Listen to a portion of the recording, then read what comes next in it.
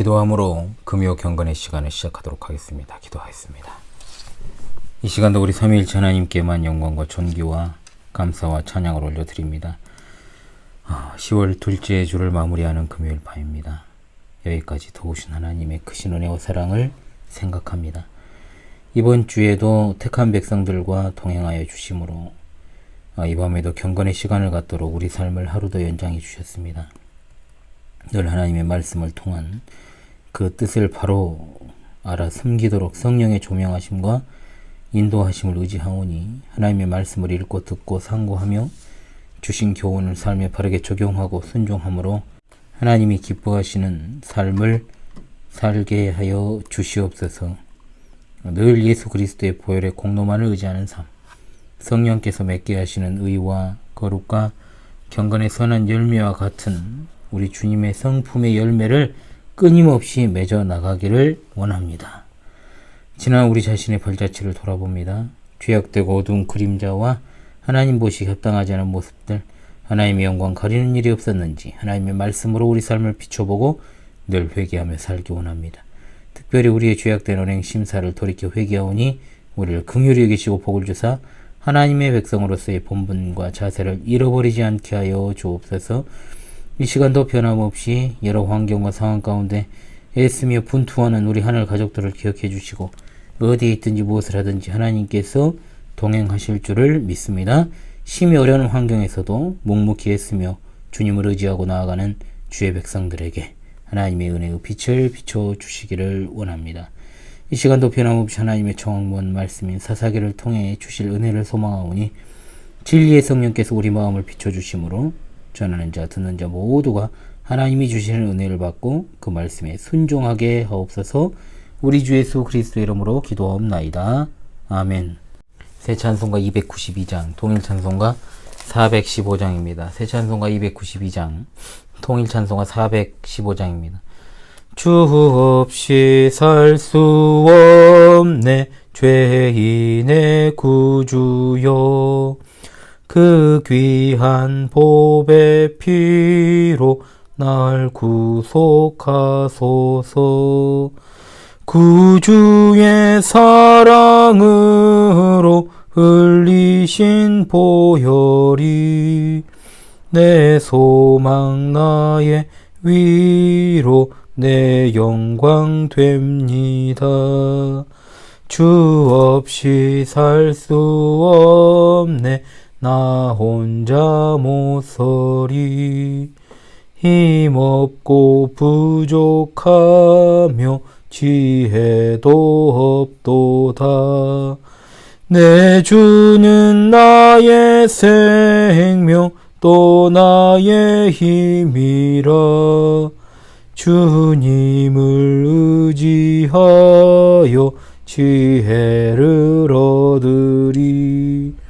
주 없이 살 수 없네 내 주는 아신다.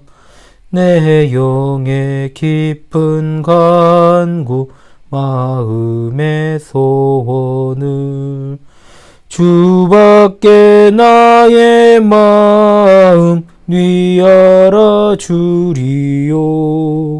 내 마음 위로하사 평온케 하시네. 주 없이 살 수 없네 세월이 흐르고 이 깊은 고독 속에 내 생명 끝나도 사나운 풍랑일 때 날 지켜주시니 내 곁에 계신 주님 늘 힘이 됩니다. 아멘. 예, 계속해서 사사기 보겠습니다. 사사기 9장 1절로 6절입니다. 사사기 9장 1절로 6절의 말씀이 되겠습니다. 제가 낭독합니다. 여룻바알의 아들 아비멜렉이 세겜에 가서 그의 어머니의 형제에게 이르러 그들과 그의 외조부의 집에 온 가족에게 말하 이르되 청하노니 너희는 세겜의 모든 사람들의 귀에 말하라. 여룹바알의 아들 70명이 다 너희를 다스림과 한 사람이 너희를 다스림이 어느 것이 너희에게 나으냐. 또 나는 너희와 고륙임을 기억하라니. 그의 어머니의 형제들이 그를 위하여 이 모든 말을 세겜의 모든 사람들의 귀에 말하매 그들의 마음이 아비멜렉에게로 기울어서 이르기를 그는 우리 형제라고. 바알브리 신전에서 은 70개를 내어 그에게 주매 아비멜렉이 그것으로 방탕하고 경박한 사람들을 사서 자기를 따르게 하고 오브라에 있는 그의 아버지의 집으로 가서 여룹바알의 아들 곧 자기 형제 70명을 한 바위 위에서 죽였으되 다만 여룹바알의 막내 아들 요담은 스스로 숨었으므로 남으니라. 세겜의 모든 사람과 밀로 모든 족속이 모여서 세겜에 있는 상수리나무 기둥 곁에서 아비멜렉을 왕으로 삼으니라. 아멘. 자, 오늘부터는 사사기 9장입니다. 이 부분의 제목을 몰락하는 세습 권력 아비멜렉이라는 제목을 달았습니다. 사사기에는 비교적 많은 분량을 차지하는 이른바 사사 중에도 이제 많은 분량은 대사사라고 부릅니다. 이 대사사들이 6명이 등장을 하죠.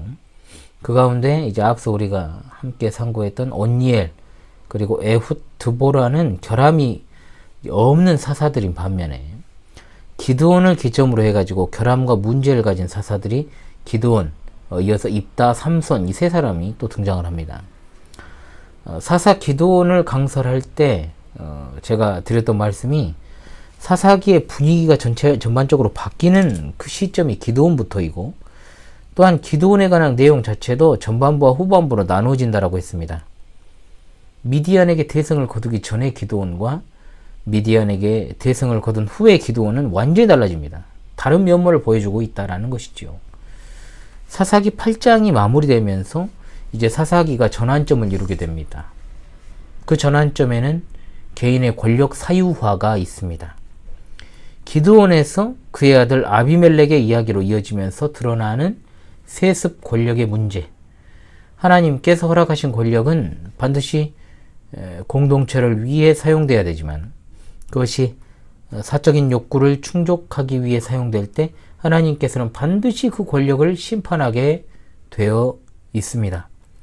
기드온의 아들 아비멜렉은 왕이 되고자 하는 열망을 가지고 있었습니다. 무엇보다 그의 아버지 기드온이 백성들로부터 왕으로 추대가 되었던 인물이었고 또 아비멜렉의 이름 자체는 참 놀랍게도 나의 아버지는 왕이라는 뜻을 가지고 있는 뜻입니다. 말입니다.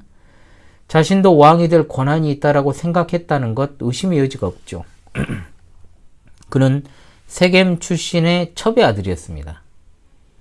그러다 보니까 그가 목표를 달성하기 위해 잡은 고리는 어디였냐? 친가가 아니라 외가 쪽이었다는 거죠. 혈연에 이제 호소하기로 한 것입니다. 이 아비멜렉은 엄마의 형제들과 외조부의 집안 사람들을 이제 동원해서 세겜 사람에게 2절과 같이 말합니다. 아비멜렉이 호소한 게 뭡니까? 혈연입니다. 혈연. 그리고 세겜 사람들에게는 지연으로 연대감을 이제 형성하려고 한 것이죠. 우리나라도 얼마나 혈연. 정말로 누구 한 명이 집안에서 출세하면 사돈의 팔촌까지 연락이 옵니다. 지연. 같은 고향 출신이라고 난리도 아닙니다. 학연. 같은 동문이라고 해야 또 난리도 아니죠. 장난 아니지 않습니까? 우리나라의 이 혈연, 지연, 학연은 이런 일들이 어떤 긍정적인 효과보다는 부정적인 결과를 도출할 때가 많습니다. 이런 어떤 정리에 의해서 돌아가는 문화, 대한민국을 좀먹고 있다고 여겨집니다. 그러면서 자신의 이복 형제 70명과는 아무런 관계도 아니라는 걸 강조하고 있죠. 이렇게 하여서 경쟁 상대에게는 적대감을 갖도록 하고 자기에게는 형제의식 그리고 동향의식을 갖게 하려고 한 것입니다. 이같이 혈연과 지연에 호소한 아비멜렉이 소기의 목적을 달성합니다. 세겜 사람들의 마음이 아비멜렉에게로 기울었기 때문입니다. 이들의 마음이 기운 것은 무엇 때문입니까? 그것이 정당하거나 또는 합당하기 때문이 아닙니다. 세겜인들 역시 혈연의 논리에 넘어간 겁니다. 그는 우리 형제라고 한 그 말에 넘어가지 않았습니까? 우리식으로 말하면 뭡니까? 우리가 남이가. 우스갯소리로 대한민국에 4대 종교가 있다라고 하더라고요. 자, 기독교, 불교, 천주교, 우리가 남인교. 그러나 믿는 성도들에게 있어 가장 중요한 것은 하나님과의 관계입니다. 형제 논리에 하나님 논리가 설 자리가 없습니다. 우리도 혈연과 지연을 강조하는 논리를 하나님 논리보다 앞세우진 않습니까? 이것은 반드시 타파해야 될 고질병이라는 거죠. 하나님께서 이 땅에 우리를 존재하도록 부모를 주시고 또한 형제 자매를 주셨습니다. 물론 중요한 관계입니다. 그러나 하나님 나라 논리는 혈연의 논리가 아니라 예수 그리스도 안에서 연합한 영적인 논리입니다. 그렇기 때문에 우리가 장착하게 될 천국에는 지상과 같은 부부관계도 없고 혈연관계, 지연관계가 존재하지 않는 것입니다. 세겜의 귀족들은 아비멜렉의 제안을 받아들였습니다. 그러나 아비멜렉 혼자서는 할 수 있는 것이 없죠. 통치를 하려면 이제는 뭐가 필요합니까? 군대가 필요합니다. 그러나 이스라엘은 왕정제도가 없는 나라이기 때문에 군대, 즉 상비군이 없습니다. 따라서 그때그때 돈을 받고 전쟁하는 용병만 있었습니다. 결국 용병을 고용하기 위해서 필요한 것은 돈입니다. 정치를 하기 위해서는 사람을 동원해야 되지 않습니까? 그러면 정치 자금이 필요한 거죠. 세겜의 귀족들이 그것을 알고 그에게 거사를 위한 자금을 제공합니다. 그에게 준 것은 은 70입니다. 이 돈으로 결국 70명의 이복 형제를 죽인 것을 볼 때에 두당 1세겔로 이렇게 준 것이 아닌가 이렇게 생각이 들어요. 그렇다면 이 부당한 거사 자금이 어디서 나왔느냐? 바알 브릿에서 나온 것입니다. 바알 신전에서 나온 수익금이었다 이 말입니다. 바알의 신전을 헐어버린 기드온의 아들이 바알 신전에서 나온 수익금으로 형제들을 죽이고 스스로 왕위에 오르려고 하는 어처구니 없는 상황이 펼쳐지고 있습니다. 이스라엘에서 결코 용납돼서는 안 되는 일이 자행되고 있는 겁니다. 아비멜렉은 은 70으로 용병을 고용하는데 그들을 가리켜서 방탕하고 경박한 사람들이라고 번역을 했습니다. 정의와 불의를 구분할지 모르는 정말 무리들, 돈만 주면 무슨 일이든 하는 그야말로 악한 자들, 조폭, 깡패, 생양아치들이죠. 오늘날로 따지면 용역 깡패들입니다. 정상적인 사람들이라면 아비멜렉을 따를 수가 없습니다. 따라서 이런 사리 분별 못하는 놈들을 동원한 것이죠. 오늘날도 이런 자들이 얼마나 많습니까? 정치인이나 종교인들이 이런 일을 합니다. 전당대회를 할 때, 주주총회 할 때 어김없이 등장하는 깡패들, 심지어 분쟁 중인 교회나 총회에서, 노회에서 용역들을 이용하는 목사나 장로들이 실제로 있었습니다. 얼마나 이것이 있어서는 안 되는 일인지를 모르는 듯해요. 심지어 대선 후보까지 나왔던 한 인물은 그 주변이 온통 조폭 출신들 아닙니까? 조폭들은 세상 잡놈들이죠. 그런데 이런 조폭 출신들이 요즘 보니까 유튜브를 하고 그런 범죄 전력 전과를 마치 자랑하는 것처럼 문신을 자랑하고 상황극을 만들고 건들거리면서 돈을 벌고 있더군요. 이게 정말 우매하고 도덕성이 결여된 특히 어린 것들이 그런 것들을 지지하고 좋아하는 것을 많이 보게 됩니다. 이 사회가 얼마나 야만적이고 잘못된 사회인지를 보여주는 단적인 예라고 할 수 있습니다. 아비멜렉은 왕이 되려고 엄청난 범죄를 저지르죠. 자기 이복 형제 70인을 죽인 겁니다. 그는 자기 아버지의 집에 가서 자기 형제 70인을 죽입니다. 원한 관계가 있느냐? 없습니다. 피치 못할 사정이 있느냐? 없습니다. 왕이 되기 위해서 그냥 정적들을 제거한 겁니다. 형제를 죽인 후에 아비멜렉은 왕이 되었습니다. 자기 유익을 위해서 형제를 살해하는 아비멜렉의 모습을 보면서 우리가 혹시 자신의 유익을 위해 형제를 해야 하는 일이 없는지를 잘 살펴야 될 줄로 압니다. 이 형제는 하늘 가족 전체에 해당하는 말입니다.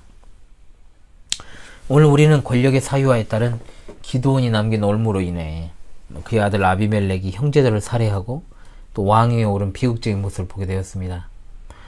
우리가 받을 교훈이 여기서 두 가지가 있죠. 지상에서 살아가는 하늘에 속한 성도는 혈연, 지연, 학연의 논리가 아니라 하나님 나라 논리로 살아가야 될 줄로 믿습니다. 우리가 얼마나 자주 범하는 일입니까? 특히나 정으로 통하는 한국 사회에서 사람에 대한 객관적 평가를 하지 않고 인간적인 관계에서 판단하는 정실 인사들을 없애야 돼요. 또한 교회에서 당연히 목회 세습하면 안 됩니다. 또한 당연히 정실 인사하면 안 되죠, 교회가. 오로지 하나님께서 주신 은사에 따라서 봉사하게 하고 직분자를 세우고 또한 목회자 세습은 절대적으로 없애고. 여러분, 작은 교회가 세습하는 거 봤습니까? 다 어마어마한 규모의 교회들이 세습을 합니다. 진짜 척박한 목회 환경을 자녀에게 물려주고 계속 목회하게 하는 그런 식의 세습이라면 제가 인정하겠습니다. 그런 부모 목사를 본 적이 없습니다. 그런 저는. 둘째로 우리가 생각해야 될 것은 하나님이 주신 관계라는 동질의식입니다. 그러므로 우리가 마땅히 섬기고 사랑해야 될 대상을 밟고 올라서거나 이용하려는 식의 태도는 버려야 됩니다. 우리 함께 주 예수 그리스도 안에서 더욱더 결속하여 발맞춰 걸으면서 천국길을 걸어가는 복된 순례자들이 다 될 수 있기를 간절히 소망합니다. 아멘. 새 찬송가 502장, 통일 찬송가 259장입니다. 새 찬송가 502장, 통일 찬송가 259장입니다. 빛의 사자들이여 어서 가서 어둠을 물리치고 주의 진리 모르는 백성에게 복음의 빛 비춰라. 빛의 사자들이여 복음의 빛 비춰라. 죄로워둔 밤 밝게 비춰라. 빛의 사자들이여 선한 사역 위하여 힘을 내라. 주 함께 하시겠네. 주의 크신 사랑을 전파하며 복음의 빛 비춰라. 빛의 사자들이여 복음의 빛 비춰라. 죄로워둔 밤 밝게 비춰라. 빛의 사자들이여 동서남북 어디나 땅끝까지 주님만 의지하고 눈 어두워 못 보는 백성에게 복음의 빛 비춰라. 빛의 사자들이여 복음의 빛 비춰라. 죄로워둔 밤 밝게 비춰라. 빛의 사자들이여. 네.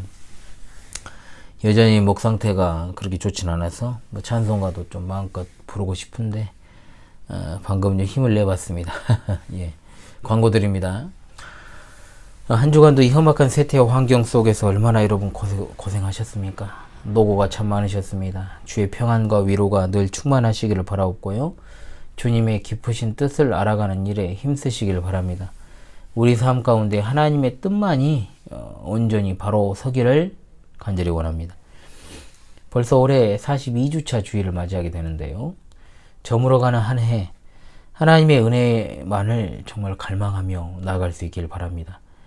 2023년은 어떤 한 해가 펼쳐질지 우리가 전혀 알 수 없지만 다시 말씀드리지만 올해보다는 더 하나님을 많이 알아가도록 하고 또 하나님 더욱더 사랑하고 하나님 더욱더 신뢰하며 의지하는 삶을 살기를 위해 기도하고 남은 한 해를 보낼 수 있으면 좋겠습니다.